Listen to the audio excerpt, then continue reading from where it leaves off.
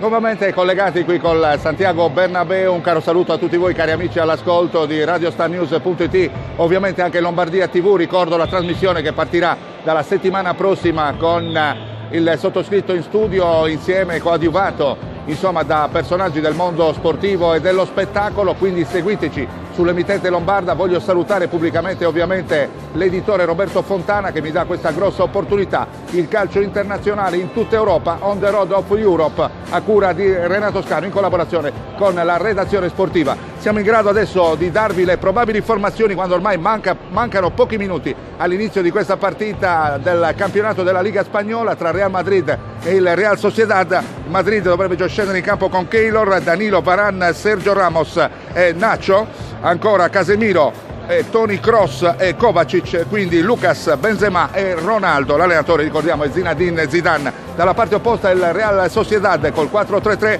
dovrebbe scendere in campo con Rudi in porta, Zaldúa, Navas, Íñigo Martínez ed Héctor sulla linea difensiva. Poi abbiamo Iyarra, Zarutusa, Cavi Prieto a centrocampo. Il trio d'attacco composto da Carlos Vela, Oyarzabal e William José. L'allenatore Eusebio Sacristan. Queste dovrebbero essere le due formazioni che fra pochi minuti vedremo qui in questo splendido stadio di Madrid. La linea che può tornare alla regia.